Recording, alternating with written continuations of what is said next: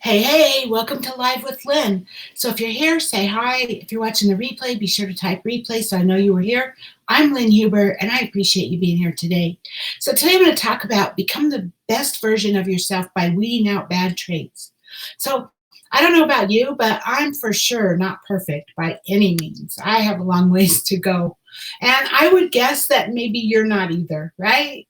I mean, we all have a few traits in our personalities that could be changed or improved to make us better, all of us. And if we have our own business, better marketers, we can become better marketers who are better able to serve our audience. Hi, Erica. Good to see you. Welcome from California.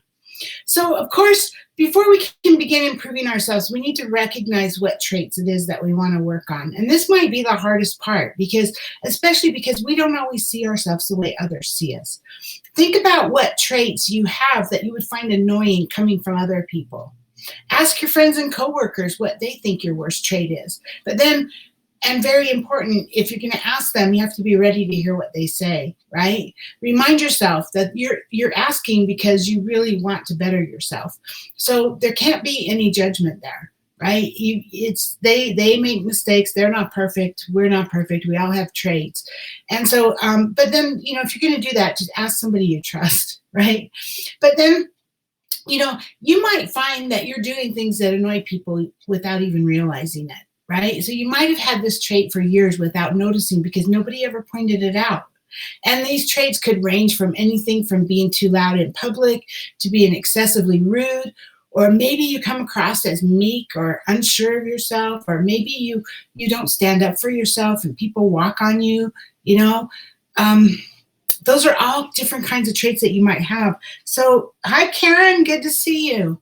So you have to be sure that you're open to criticism, though, when you start down that path to fixing your quirks. Don't be afraid to learn that you're not perfect. Everyone has their negative traits. Everyone. Nobody's perfect.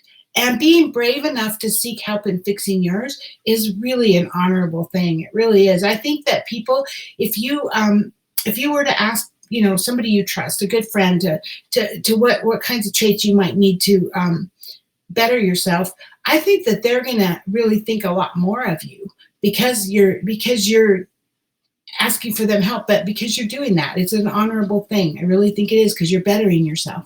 So also be open to seeking out the help of a counselor if you need it to help you along during your path of change. One thing, though, if you can't handle criticism well, then you're not going to be able to get anywhere when people tell you what they think you could improve on. And if that's the case, maybe not being able to take criticism would be the good trait that you'd want to start with, that you'd want to start working on with, right? But to effectively manage or get rid of any negative trait, it's important to get clear about exactly what it is that you're doing and maybe even why you're doing it. If you've never noticed it before, it's not likely you're going to notice it just because you realize now that it's an issue or somebody pointed it out. I mean, you will, but you won't be aware of it. You won't really have internalized it, right? But if you can get really clear about why you're behaving that way, it can really help. So sit by yourself. Think back to the times when you behaved that way or when you reacted that way, and think about how were you reacting and what were you feeling? What brought it on? What was your, we just react and it's in the moment. But if you look back at it, what were you feeling at the time? Were you feeling threatened? Were you feeling unsure of yourself? What was it?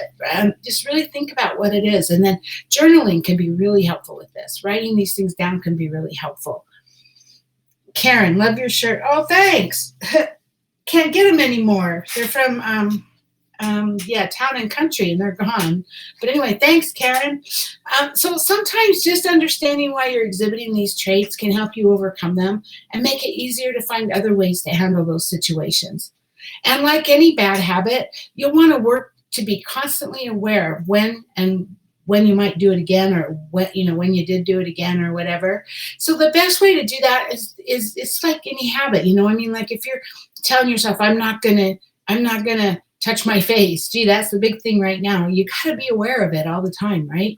So, but every evening before you go to bed, take a few minutes and look back on your day and see if you had any problems and what happened and how you can do better tomorrow. This is a self-reflection, a self-reflection, no judgment, just, oh yeah, I did that again today. Okay, let's see.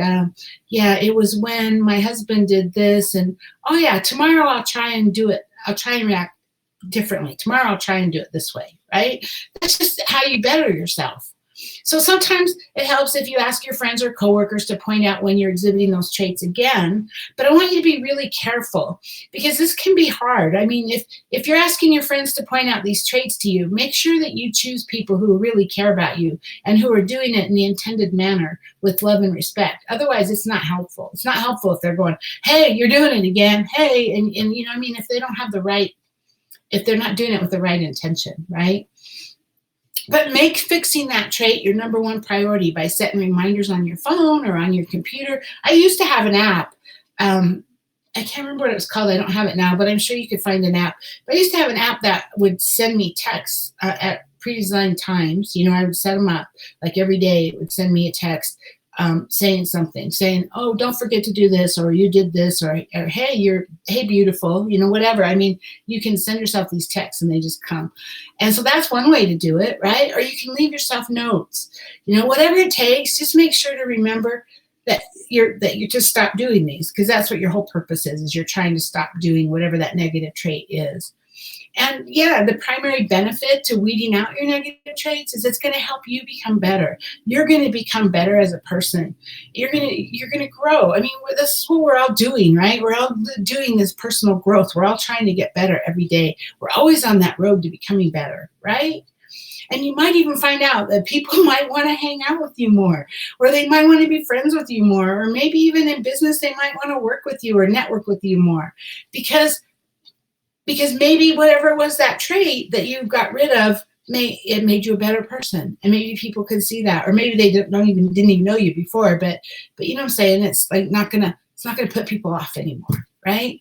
So by extension, this makes it really beneficial for your mental and your emotional health. You're going to be happier when people around you are happier, and you're going to rest easy at night knowing that you made an improvement. You can be proud of yourself, and that also makes you more confident.